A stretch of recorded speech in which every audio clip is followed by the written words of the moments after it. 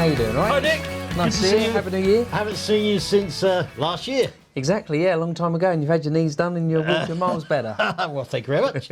And thank you for being a grid rep for the That's F1 all right. cars. I look forward to that. Be careful what you wish for. It is an important role, and we need to hear what people have got to say. And sometimes I say it to you and not to us, etc. Yep. So it's an important role, and it's even more important now, and I'll explain why. We've changed all our company club rules, and if there's a driver we're not happy with on the track, in the paddock, just general atmosphere, we can go to our drivers' reps who have been elected by the members, say we're not happy with these people, and if the driver reps agree, we can send their entries back. Right. And it's something we couldn't do before, but it was those our series. It was quite complicated, believe it or not. It could have been challenged on occasions without specific evidence of wrongdoing, but now we can just say the spirit is not what we're looking for. Right. And I think it's going to be good. Yeah. Don't make it too difficult, though. Right, sir. So, 2020. Yep. Let's go back. So, what year did it start, and how did the idea come about?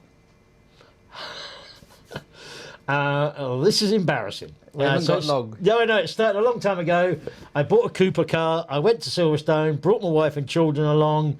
I was so far behind everyone. It was wet and cold, and I was lapped, I think, on the second lap. And my wife said, we won't be coming back to watch this. It's cold, it's wet, and there's nowhere for us to go. So she left.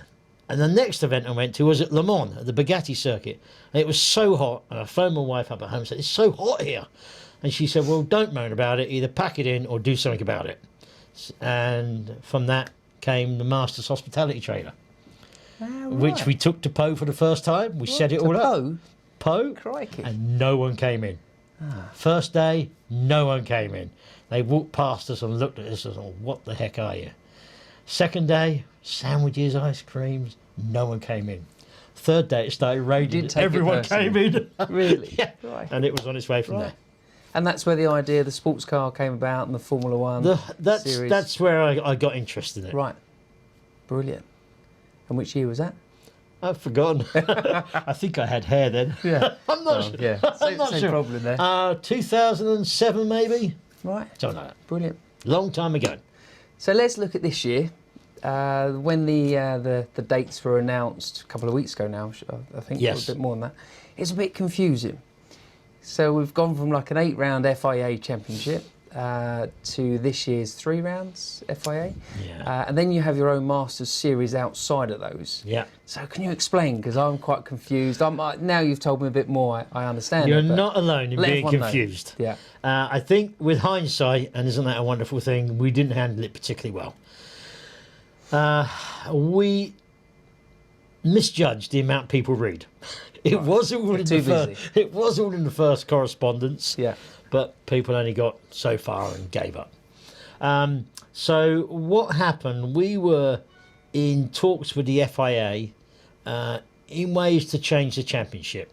It was my belief it needed freshening up a little bit to make it a little bit different. The FIA wanted certain changes. We wanted changes.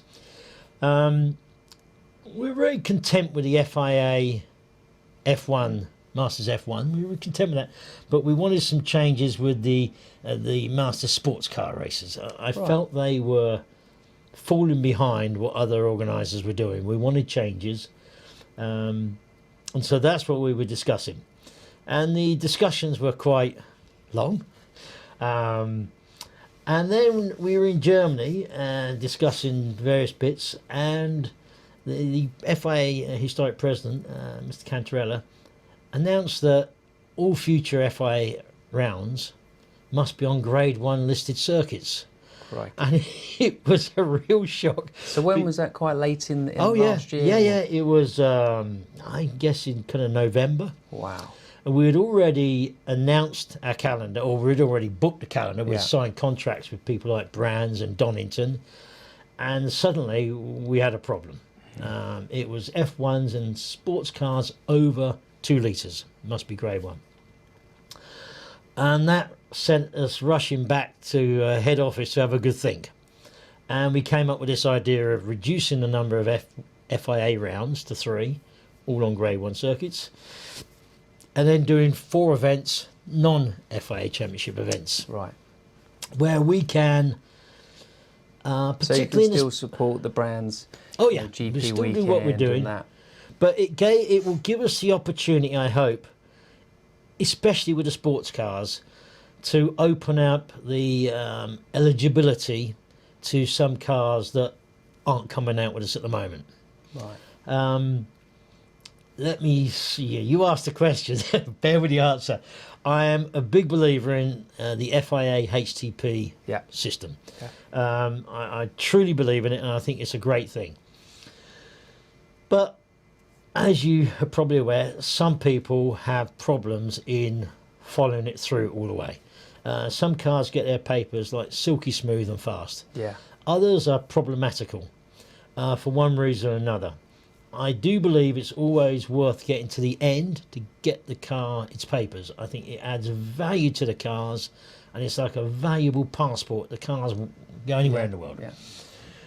But sometimes people get disillusioned or bored or fed up with the process and park their cars. And that to me is just a crying shame. Yeah. Whereas you want these cars out on the grid, racing as well as they should be, yeah. They're beautiful cars, they're historic cars, they're entries, and we need the entries to pay the bills. But for 1 or 2 technical problems, they're not accepted. And we want to accept them in an invitation class. The FIA were not happy with that. They wanted the cars to have a brief period of qualification, and then they must have papers. And some of the examples I was thinking of will take more than a brief period to get them to qualify. It's our belief that if those people are out driving the cars, enjoying themselves in the cars, they're going to be more encouraged to follow the procedure all the way to the end. Get the boxes ticked. And I really do, I can't stress enough that I do believe the holy grail is to get a car with HTP papers. Even in America, where most races don't require any papers at all, even a lot of Americans want HTP papers to give value and validity to their cars. So let's see how it goes. I'm hoping that we can entice get a few more cars out. And also I've seen the regs, BDG. Yeah. Well, that's going to be interesting because that's a very good engine. More power. Yeah. Well, don't forget the FVC has improved tremendously. Yeah. So we've had to limit that to 9,000 to stop it, beating Lola T70s. Now it runs on comparison. We spent a lot of time with Jeff Richardson, who put a lot of work for us, and he came up with the figure that a BDG at 8,500 is the same as an FVC at 9,000. Right. So we didn't just pluck a number from the air. If it all goes wrong, blame Jeff. Yeah. If it all goes right, I'll take the credit. Sounds familiar. You know how it works. But there's cars out there. Yeah, you're right. With the BDG, and we can't They will run in the later category, the Stromling class, I think it is. But for so long we've been turning entries down. And it's economics. We need the cars on the grid to pay the way. An event like the Silverstone Classic, it's big money. The grid fees are massive, and we need the cars there. So over the years, that's been such a well-supported race, isn't it? Yeah, brilliant. I've been probably in your series now for say 10 years. And my first race was at the Classic. One of my first races was at the Classic in the sports cars. You must have been 16 or 17. I was, I had loads of hair. And the sight of seeing all those cars lined up in the pit lane waiting to go out. And like with the F1 as well, it's really, really good. And if you can get some more entries by allowing different engines in, that's the way forward, isn't it? I think so, but let's try it. It may work, it may not. I could be wrong. But I know one thing for sure is if you never want to be wrong, never try anything new. Try and see what happens. We're going to try it. We've got a couple of Americans that want to send over cars. There's one particular car, it's a B19 with a BDG, hasn't got papers. He said he can't be bothered. but I guarantee he ends up getting papers for that car, because what will it do to the value of the car? So that's that. Who knows? Pretty good. So going back to the championship, so you've got the 3 FIA and then the Masters series outside of that. Yes. Prizes for that? Did I read 3 tyres? Yes. Not every round. So what we're going to do, as you know, maybe you don't know, but the FIA, you're not allowed to score points in non-championship races. And so what we do, and what we've done in the touring cars and GT cars, at the end of an event, we sit down and we look at the results, and we award merit. We judge it on merit, who done well, who qualified, and we have not qualified, but what the results, how. Right, yeah. So at the end of each event, we calculate who on merit done well. As one. And then at the end of the season, we sit down and we look at all those results, all those information we have, and we declare an overall champion. Right. We're not allowed to count points, so we're not. But there's several ways of looking at it, and it's not really hard to figure out who was the best driver over a season. Right. And for it, we give a big cup and a free set of tyres. Brilliant. Which all helps. Yeah. But it's something we want to do to encourage life within and outside the FIA Championship. Yeah. They're both important. Right. Good. That's good. So I understand about the reverse grid. That's set to stay. What about like for race 2? Would you do a standing start? No. No. Just to spice it up a bit. No.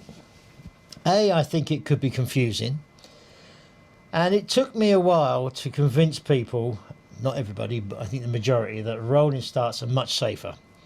It's what organisers want. It's a safer way of getting going, and if you look at the number of races we've started now, it's incredible. We've had no incidents. Yet if you go back to the good old days of TGP, for example, or even go back to Monaco, I can remember, was it 2 Monacos, 3 Monaco? The first 2 rows of one of the F1 races where someone in the second row jumped on top of the car in front, and 3 of them were out. It's a balance between safety, between sending someone home at the end of a weekend so they've had a lot of fun and not a huge amount of expense. If we have a crash or an incident on the start line, the weekend's ruined. I mean, imagine the Silverstone Classic. The weekend's ruined.